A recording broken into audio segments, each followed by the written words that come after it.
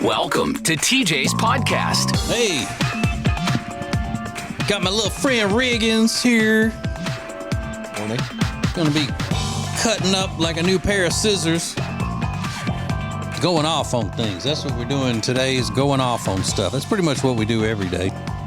We just find things that we're too cool for. We're like the cool kids that make fun of the dorks. And the dorks are usually celebrities that we make fun of here. So we'll start today with the stupid celebrity stuff.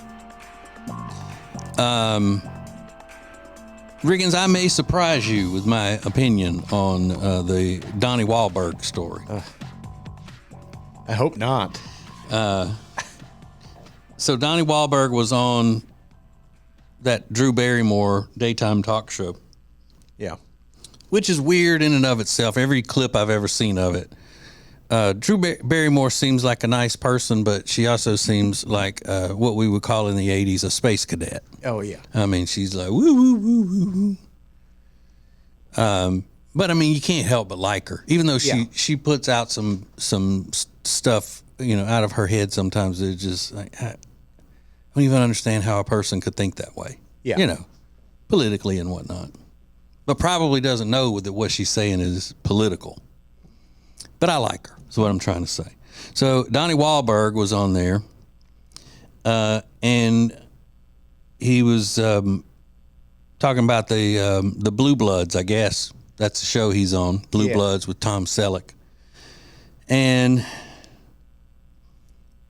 in the article, it also mentioned that, and I didn't know this was a co-star of the show, but Bridget Moynihan. And when I heard that name, when I read that name, I thought, hey, I think I know who that is. That's Tom Brady's ex-girlfriend. They had all that trashy breakup and being pregnant and his, you know, going off with Gisele Bündchen during all of that. And wasn't there a story that she did something at their came and crashed their wedding or something? Gisele and Tom Brady's wedding. I vaguely remember something like that. It was a lot of trashy stuff.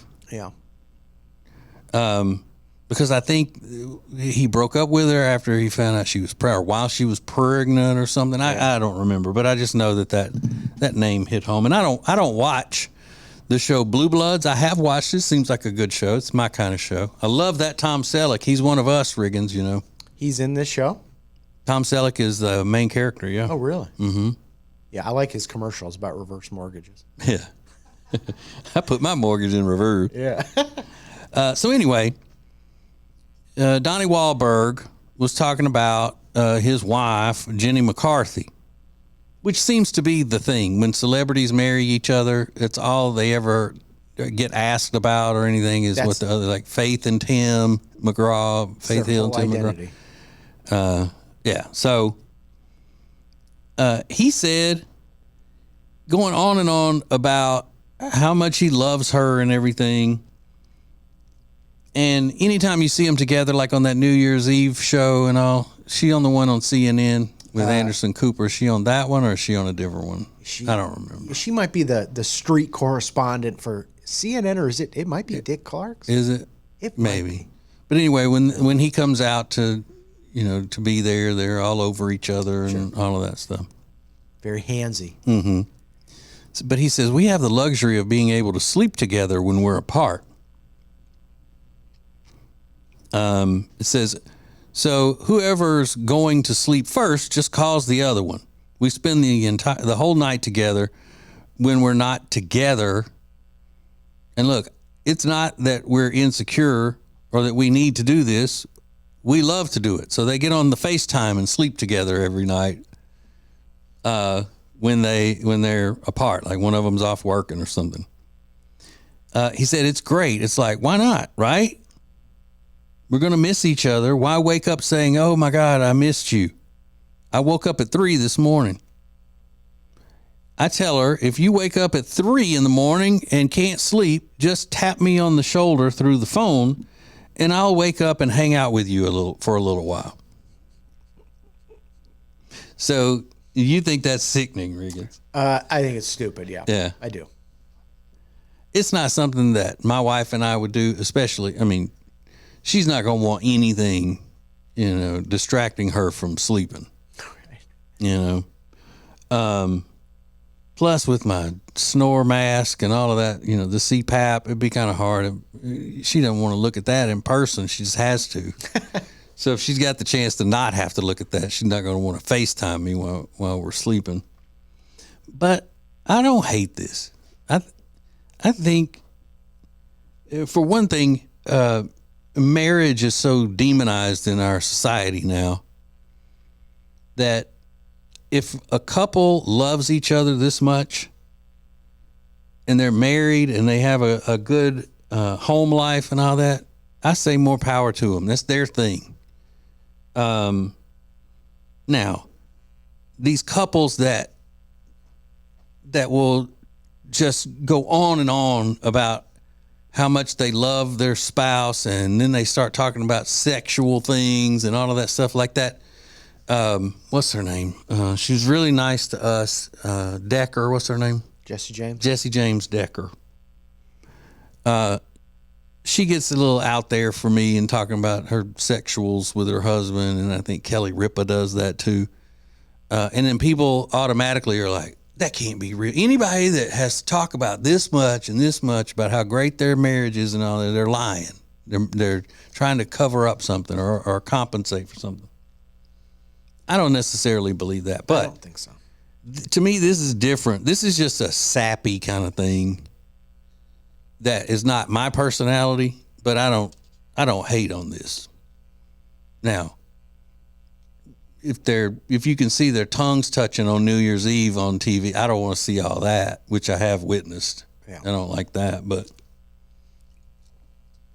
what if you were there and he told you that? What if I said that about Jody? Yeah, I'd laugh out loud. I'd laugh out loud. And I think if it were, let's say it was Tim and Faith. Yeah. And one of them said it, you'd be like, oh, that's so annoying. I don't know. Right. I would say it if it were Tim and Faith. Yeah. Said. Yeah. No, because I didn't want to say this, but I'm not a fan of her, of Jenny McCarthy. Yeah, she's polarizing. Yeah, I'm not a fan of her. So it's not like I just like them better. Yeah, I understand. I just think this is like, you always say like millennials want to use every piece of technology available to them at all the time. Yeah. It's like this is an example of that. Like just because you have a camera doesn't mean you need to be live streaming to each other while you sleep. I mean, come on. I mean, get over it. Well, first of all, do you believe it? Do you believe they actually do that? Yeah, probably. Yeah. Maybe they do. Maybe it's not every night. And if it's I don't know. It's just like so over the top. It's like you need to watch because you're not even watching. You're asleep. Yeah. So if you want to make a FaceTime call before you go to bed, I think that's probably pretty normal, especially for couples that have to travel for whatever reason. To do a FaceTime call, totally on board. You want to eat dinner. I'm in a hotel room and I want to FaceTime my wife so I can, eat and not be so miserably lonely. That's awesome. But to go down, lay down, and literally fall asleep with each other is so dumb. I can't. It's just annoying. So let's say, take your dad for instance. He was he's traveled a lot as a salesman. Yeah. And he had to be overseas, and he had to be in other parts of the country all the time he was on the road. And if you suggested to him, hey, you know what? If you'd like to still, sleep with mom every night, here's the way you can do it. What would he say? He would have laughed in my face. Yeah, I mean. And then you know what else she would have said? That is not necessary. Yeah. I don't. We'll be fine. We will be A-okay. But I'm just far be it from me to be the open-minded one here. Yeah. But yeah, I just think different strokes. Yeah, but when have you ever said different? Different That's strokes. That's me, Riggins. That's exactly the way I am. That is not you. Don't you be putting out falsehoods, saying that I'm not, Mr. Go with the flow, live and let live. To each their own. I'm like, they're not hurting anybody. Good for them. Give me a break. But the part I had a hard time with that I think qualifies it more as stupid celebrity stuff. It says Moynihan, 52, added that she feels McCarthy's presence during her scenes with Wahlberg. quote. What? She's like that extra person at the family dinner because the phone is always there, and in between takes, he's like, hi, honey. And we're all, Jenny. I could read that a little bit different, though. Like We she's always feel there. her presence. Yeah. I would read that as, she doesn't let, and that's why they're using FaceTime when they sleep. She might have him under a lock and key. Well, he pointed out that he said it's not an insecurity thing. We just love each other. So it can't be because he said it wasn't, Riggins. Sorry, Don. God. But when your co-star is like, she's always there. Her presence is always there. And we're all so excited for that. Yeah. Now, I haven't watched the show, and I've watched a couple of episodes through the years, but I don't remember. Moynihan is his wife or whatever in the show. I don't know. But if so, then that coming from her would also cause people who are, jaded to come up and go, oh, she doesn't mean that in a good way. Maybe. McCarthy's presence is always felt during her scenes with Wahlberg. So a more skeptical person than I would say, if they're doing love scenes and all of that, she knows that Jenny McCarthy would snatch a knot in her tail if things, didn't go just right. He's always got the phone there. Mm-hmm. Watch, you can see we're not doing anything. See, now I'm not saying that. It's like I said, a more suspicious person than I would be thinking that. And then some other stupid celebrity stuff. Do you have the clip of Kim Kardashian? Yeah, give me one Kim second. Kardashian was on Jimmy Kimmel's show, and she admitted that she's afraid of something, or that she has a person that does something for her that people were saying was weird. Yeah. Let me pull this up right here. You have someone take the Starbucks sleeve off your coffee because you hate the sound of cardboard. And yes, that's true. And I hate the feeling. Is that is the that somebody's sound. only job? Is that it's like there one guy who does that, or a woman? I don't want to, Whoever I'm with, I just can't see it being done, or I can't hear it, and I can't feel it. Like the cardboard getting moved off of the cup is like nails on a chalkboard to me. Wow. Yeah. So when the Amazon delivery driver comes, do you run upstairs? This fear of cardboard that you have? Only on a coffee cup. Wow, all this stuff is true so far. But I can understand what she's talking about. I don't think that's ridiculous at all, because I get the same feeling hearing Jimmy Kimmel's voice because I despise him so much. Isn't that weird, though? So I can't even look at it. Yeah, there are people like that. You remember we worked with that guy who couldn't stand the sound of somebody eating an apple. Yeah, and we always thought he was a total...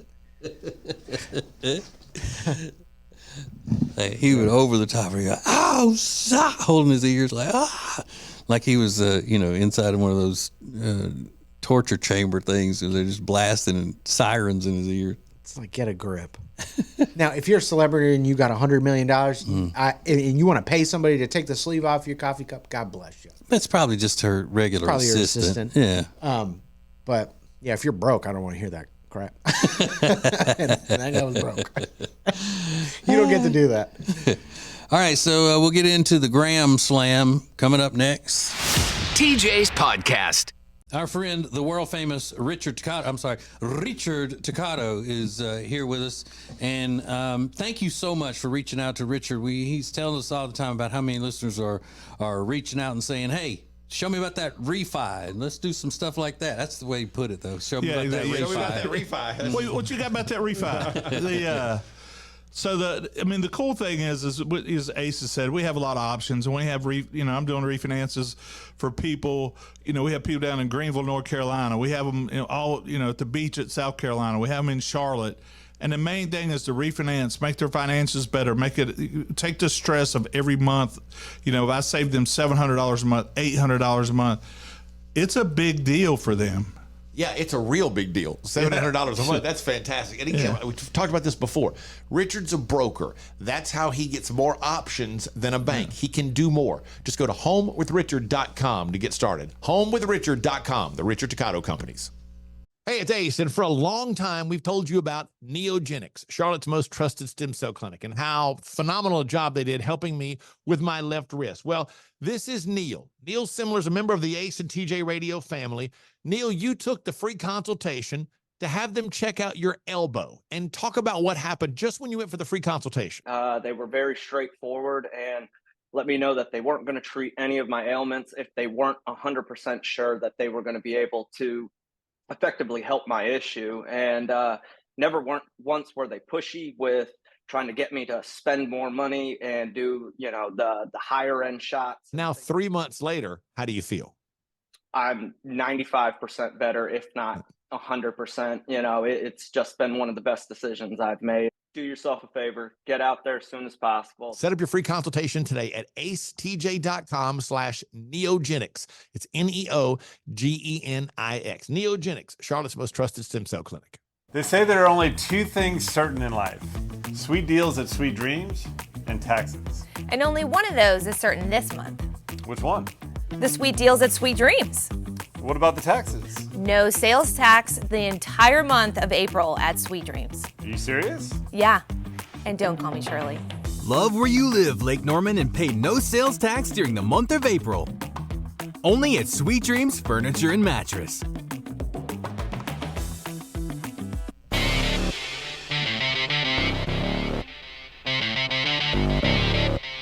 Back to TJ's podcast.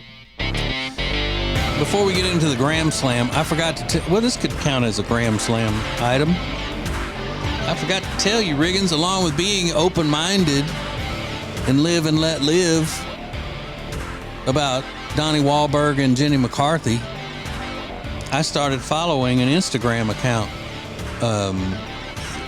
last evening that you would say is uncharacteristic of me. But I mean, just showing, that I'm not what everybody falsely accuses me of being. I started following an Instagram account called Paw Squadron. Paw Squadron? Mm-hmm. And it's all about rescuing puppies. Oh. Not rescuing them as going to the shelter and buying one. Not rescuing them like that. But literally finding puppies that have been deserted in awful situations and getting them to the vet and cleaning them up and all of that stuff. I think it's very sweet. You got to be careful with that stuff. A lot of that stuff is staged. Is it? Yeah. They'll abuse the puppies on purpose just so they can record content of them rescuing them. I'm not kidding. They do? Yeah. Huh. Cover them in oil, beat them up, not... Beat them up? I mean, yeah, kind of. So what is their purpose? Just the content? Or they look for donations? To make content and get ad revenue from the views. Well, this account only has 29,000 followers, so... They're going to have to hit those puppies a little harder. It's called Paw Squadron Animal Rescue. Oh. So maybe you can check that out since you're a pet person. Yeah, I will. And if it's not legit, then I'll send them a middle finger emoji. That's right. That's what I'll do. I hope, God forbid, if I ever come across a situation like that, I pray to God it doesn't happen because it's just, I'm going to end up with 2 dogs. And I just can't have that. You don't think you could find a little puppy that's been deserted and left in a bad situation and get it to a vet and just leave it with them and go, hey, I just saved it. You'd have to keep it? Yeah, and I would rationalize it by, this is God. This is God putting another animal in my life. I was called to do, that's how people do it. Oh, yeah. And so I met somebody the other day. She was like, I have 4 cats. And I said, you have 4 cats? And she goes, well, they were foster fails. And I went, what is that? She's like, yeah, I was fostering them and I couldn't give them up. So we call that I think it's what they call it, a foster fail. It's like, great. Well, now you got 4 cats. I thought maybe a foster fail was somebody who was fostering it and then decided, you know what, I don't want the cat. Just dump it again. Yeah. which again is something. I mean, I'm not saying it's a bad thing.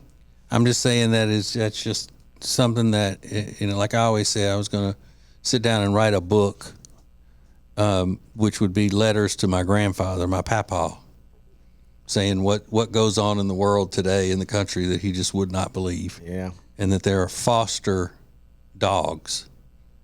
It's just not that he would have a problem with it. It would just be something hard for him to understand. Like adults camping out, to be the first in line to get tennis shoes or Yeah, exactly. or video games or whatever.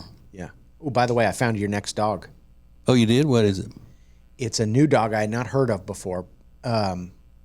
It's called a Australian mountain dog. You like the Bernese, right? Yeah. This is an Australian Shepherd Mixed with the Bernese mixed with a poodle. Oh. So it's an Australian mountain doodle. So it's the coloring of a Bernese, the bulkiness of a Bernese with the curly hair like the doodle. Shed. And the eyes of an Australian Blue. Shepherd, which are like the blue. I mean, it is a beautiful dog. But if the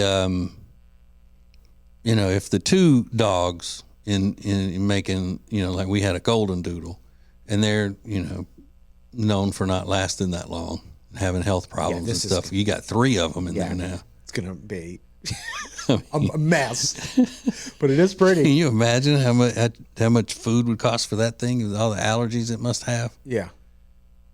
Because you got too much mixing going on in there. Yeah, for every one cute puppy, they probably got 100 with legs growing out of their forehead. It is a science project for sure, but it is cute. I'm trying to find this story. Okay, hold on. Because this will be some good debate material maybe for people when they're going about their day. Okay. Have you seen the story, Riggins, about the lady DoorDash driver who refused to deliver an order, and then she got fined for it or marked or whatever they do? She had agreed to get this order of food, and when she picked it up, she was taking it like normal, and she got a message from the customer, and it said, "Just to let you know, I'm a nudist and will be answering the door nude." She said, "I responded with, okay, I will be canceling then."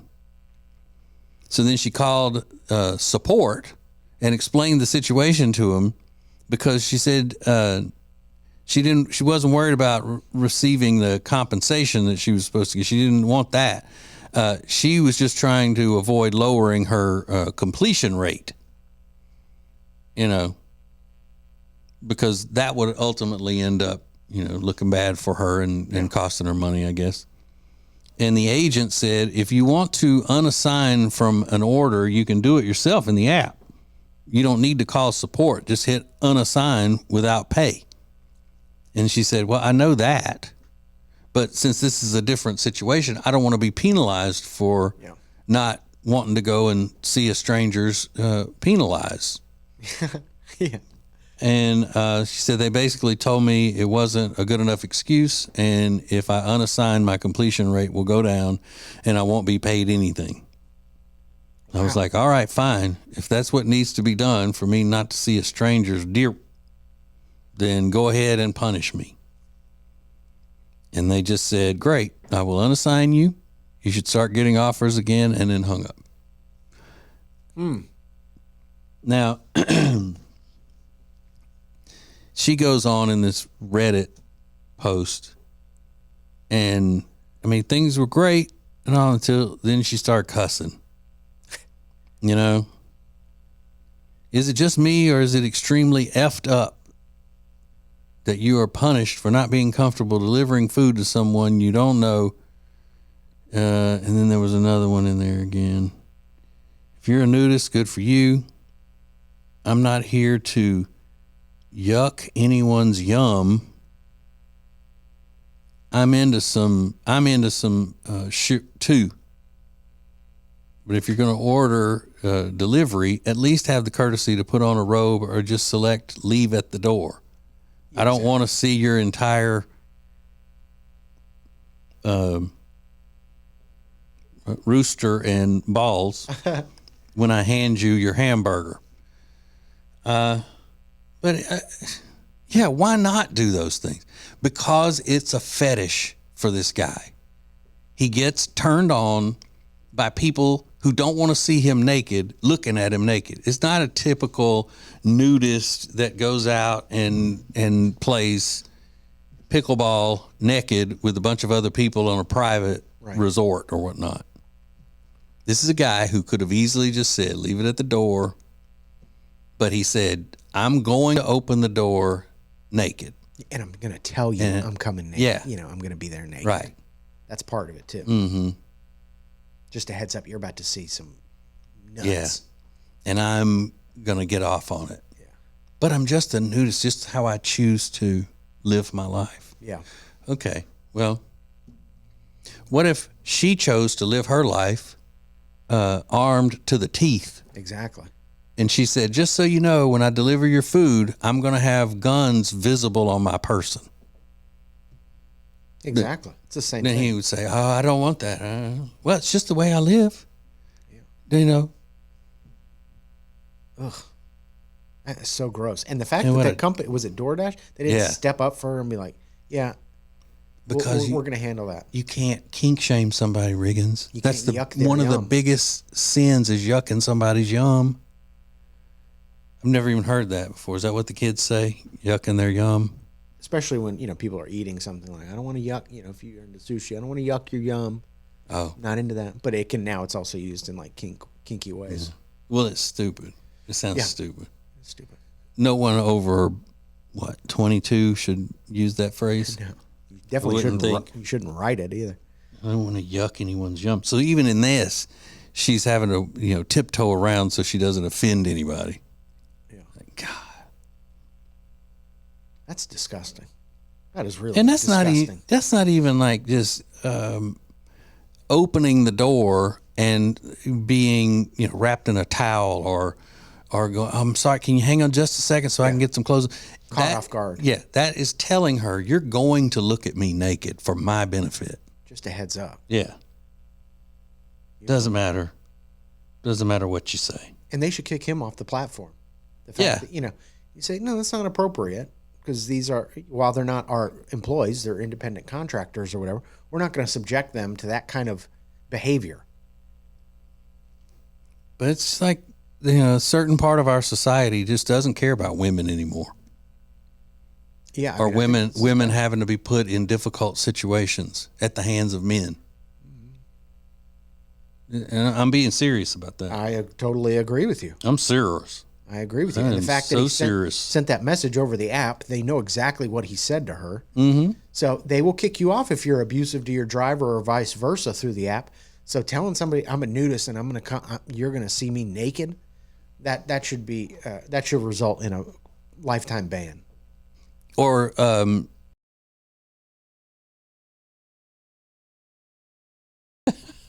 will. You're already naked, so you got one step ahead of the pooping already. Yeah. Get a grip. I mean, really, you're an adult. Yeah. Stop subjecting people. I will yuck your yum. You're a sicko freak. Yeah, that's what I'm saying. It's some sort of a fetish. It's not just recreation, and comfortable being naked. You ever eaten a whole meal naked? No, I don't think the two should go together. Eating and being naked. I wasn't even allowed to eat with my shirt off when I was a little kid in the summer. Like you come in to eat after you've been out, playing and all with no shirt on. You got to put a shirt on before you eat. Before you sit at the table, yeah. Sure. Uh-huh. Have you ever eaten anything naked? Trying to think. I don't think so. Maybe, I don't even think I've ever even taken a bite of something naked. Running through. I just can't picture the scenario where that's happened. I've never even when I was in really good shape, I wouldn't have eaten naked. No. But especially if you're fat, because that's just a sad chain of events going on there. God forbid a strange situation. You see your reflection on something and you're naked and you're eating, Baconator. It's And it happens to everybody that sometimes you're going to spill something on yourself or drip something on yourself, but it's much more of a big situation when you're fat than when you're skinny, because it automatically just is a sign to the world. He was so hungry he couldn't even eat it without spilling it all over himself. Yeah, a great big fat person. Sure. It's just gross. You and I should have a naked breakfast. Just here on the show? Yeah. I'm not one of these people that likes to be naked more than when I'm in and out of the shower. I'm not really. I don't run around naked. I don't see the purpose in that. And again, even when I was in really good shape, when I was a gym rat and all, I didn't run around naked. No. Put some clothes on. This is civil society. Yeah. I mean, I get you're in your house, but put some clothes on. This is not comfortable to me. Not really. Your bare ass on the couch or anywhere. I mean, it's your butt. I know. I mean, I can easily see where never nudes are coming from. Just never. Yeah, they're never nude. They're taking a shower in a swimsuit and the whole thing. Do they exist? Is that a real thing? No, it was from Arrested Development, I remember the TV that, show. But I was curious. I don't think it's a real thing. But I could be a never nude. Oh, in the shower would be gross, though, wouldn't it? I guess a bathing suit wouldn't feel that weird, but regular draws would. Yeah, she's just wearing cotton in there. Yeah, I think so. Yeah, you don't want to be wet wearing cotton. Did you ever go skinny dipping? I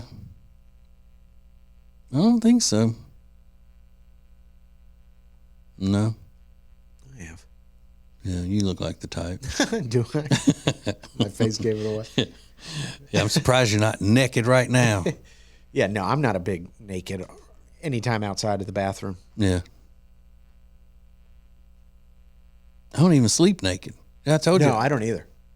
Yeah, I don't wear drawers on in regular life, but I do put on drawers to sleep. Yeah, even if I'm coming out of the shower right before bed, I make a point to go put on underwear. Yeah.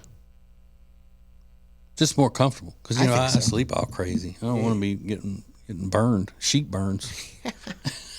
All right, more coming up. Hang on. More of TJ's podcast is coming up. When it comes to losing weight, sometimes you don't even know where to start. You know that it needs to happen, but you need some help. Well, you start by going to acetj.com/weight loss and ordering Calitrin. Calitrin is scientifically proven to help you lose weight, and it is not a drug. It is not a drug. Repeat that. So here's what you do. You go to acetj.com/Calitrin, order 3 months, and then you'll get 3 months free. 4 months free. That's how it works with Calitrin. Winter is here, which means you're just going to stay inside and not do anything fun and exciting, right? No, that is wrong, because this year you're going to go to acetj.com/Gaston and see all of the incredible things that you can do right now in Gaston County. Everything is laid out for you, from things to do, to restaurants, to bars, to shopping, to unique weekend activities. And we'll get you ready for the spring and the summer with a list of all their great festivals. Find all of this and much more at acetj.com/Gaston. If you're so frustrated because you're having to run around all the time, you're so busy, you feel like you're not getting your family something great to eat, then you need Culver's. It's the perfect thing for you. Always made to order, fresh, hot ingredients all day, every day. And not only do they have the freshest ingredients all day, every day, but they are a part of the community. They're proud to be a part of the Indian Trail community, where they're under new ownership. Belmont, University area, Salisbury. Make them a part of your daily routine. Make it your new neighborhood spot. Short waits for the freshest food in town. Get details at acetj.com/Culver's.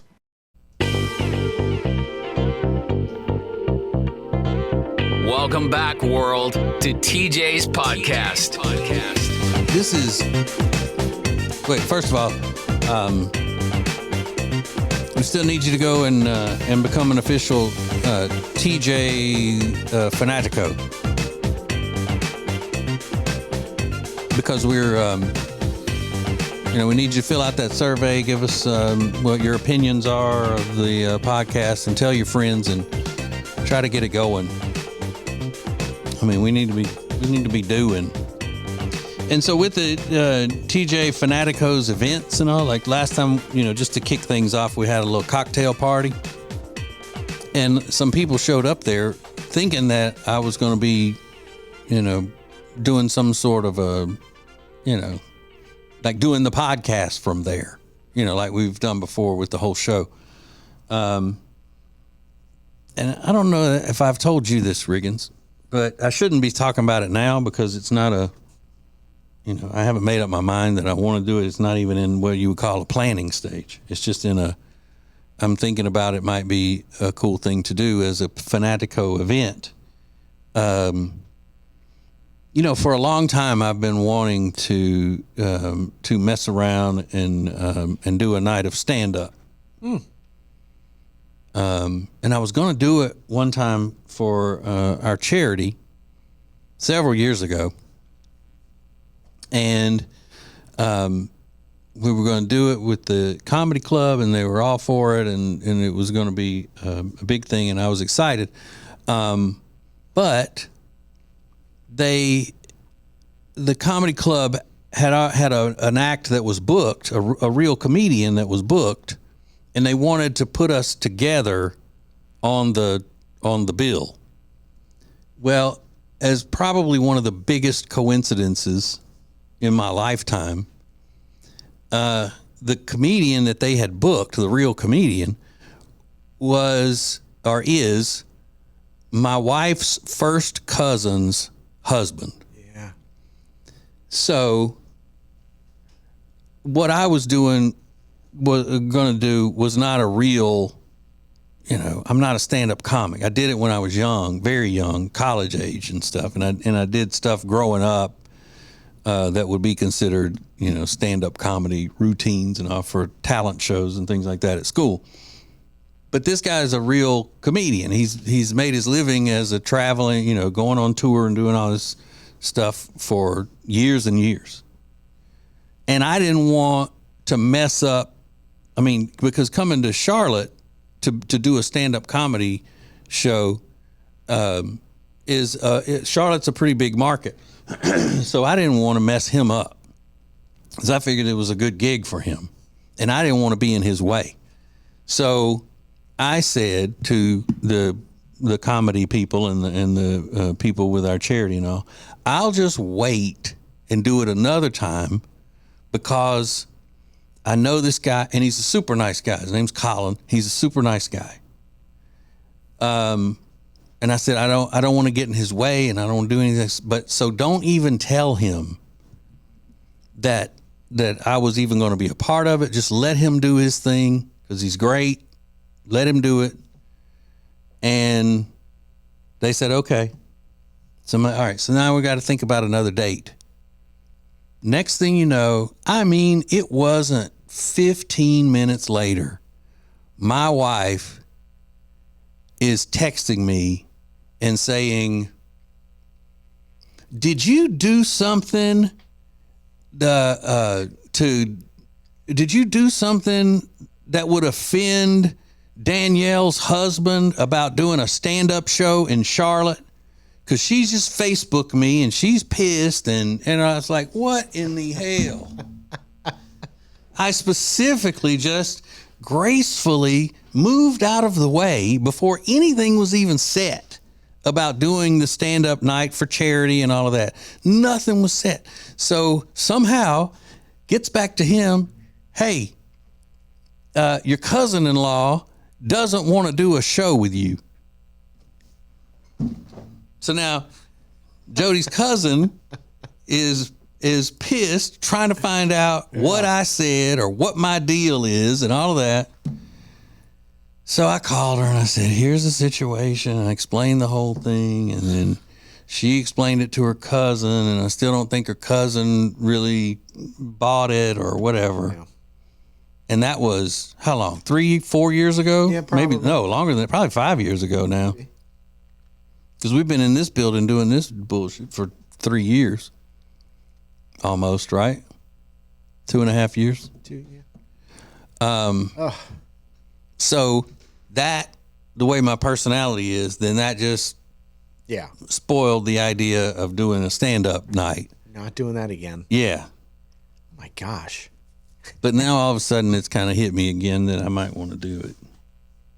But you talk about, and I haven't talked to either one of them in years, the cousin or her husband, long time. So it's not like we associate with each other very much. But still, It's I could have said, you know what, I don't want to share the stage with him. It's my night. Right. But here I am, just like, minding my business. Just don't even say anything. Don't even let them know that I was going to be a part of anything or where. I'm just getting out of the way. I don't even want him to know I'm there. Yeah. And then I said, I'll probably ask for tickets to go see him. Yeah. And they immediately call and go, not only is he going to be on the bill, but he just backed out too. And it's your cousin. It's like, oh my God. Immediately. Once he found out it was you, he said he didn't want to be a part of it anymore. I'm like, thanks a lot. I wonder who spilled the beans. I don't know. There were so many people because I appreciate the fact that all I had to do was suggest that I wanted to do that. And people were like, yes, we'll make that happen. We're going to do it. Yeah. Mm-hmm. So I'm just saying it like I'm not blaming anybody. I'm just saying it as that's my luck. If crap's going to happen, for me, it's going to happen that way. Yeah, absolutely. Well, do you have like a set in mind? Like, do you have a... No, I'd have to come up with all that. Hire some writers, Do they even do that anymore? It used to be, I know the late night hosts have writers and stuff, but do stand-up comics that just, that you see doing Netflix specials and all of that, they write their own stuff, right? It used to be where they were comedy writers. Yeah, I've heard that Kevin Hart uses writers. Really? Because that show Hacks with Gene Smart? That's one of my favorite shows. Yeah. And that's what, she's a stand-up comic, and she hired a young writer to help her bridge the gap with her audience. Yeah. Or you just But I didn't know they did that anymore. You just steal them. Yeah. Who did they say used to do that? Carlos Mencia? Was he the one that people accused him of doing?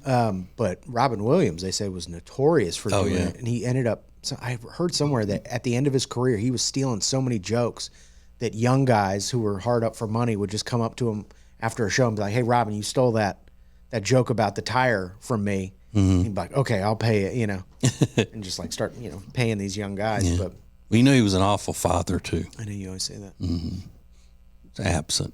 Yeah. Yeah. But people steal from me all the time anyway. Sure.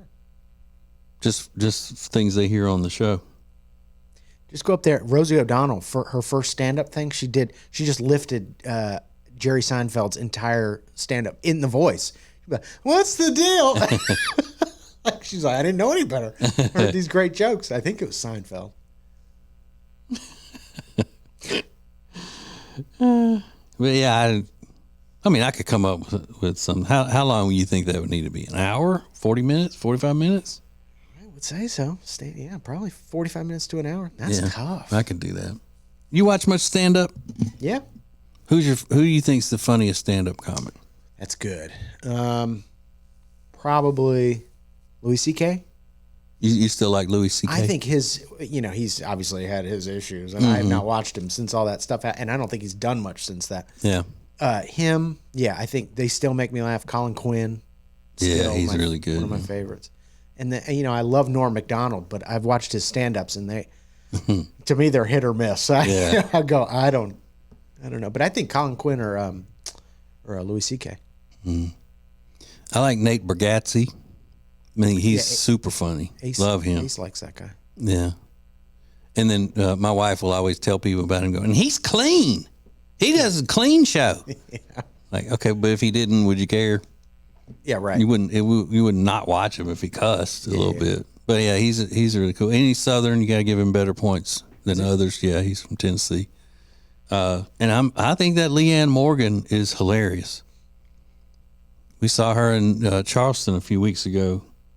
And yeah, people started keeping up with her really during COVID, and she was making videos and stuff. Was she a stand-up before she became the influencer? Yeah. Yeah. 20-something years. That's what she says. She feels like her career's just starting at 57 or 58. I believe it. And then, because I don't watch it as much anymore. I used to be all in, because, I wanted to be one. So I was all into stand-up comedy, But now, like the people that I don't know, that I'll turn on and go, hey, let's see if he's good or she's good. They're not. Yeah. And a lot of that is because they don't want to offend anybody. And they end up, talking about, all of them talk about the same things, making observations about this or that. They're all the same. It doesn't seem like any of them are really unique anymore, the young comedians, because they're scared. They're scared to offend people. Would you, if you did this stand-up, would you be blue or would you be Not too much. Clean act? In the middle. Yeah. Probably. Pretty much like I am on Extra Funny. You know. Maybe some innuendos. It's not going to be overly graphic sexually. Oh, no. And, somebody I think Cat Williams is really, really funny. But every stand-up special he does, he gets to a point where, okay, this is the sex part of it. And he gets really graphic about, making jokes about sexual things and all, and I don't like it. Yeah. I don't need to hear that. I don't like it. But anyway, the whole thing will probably never advance more than what I just said. Well, it could. Yeah, it could. If you want it. I know. People would probably love to see that. I know they would. People they want to see me. It doesn't matter what I'm doing. Yeah. I might do the whole thing in my CPAP machine. Have a mask on the whole time. Like a Carrot Top, you'd have props Yeah. and stuff. Your CPAP and your Tony Sherrigans and Yeah. I love it. All right, so thanks for watching and listening today. You really have no idea how much I appreciate it. I try to put it into words, but I can't. Not without crying like a little baby anyway. So please tell people that it wouldn't hurt them to join us as well. It's fun for all, fun for all. We'll see you tomorrow. Love you. Bye. Serving the world. It's TJ's podcast.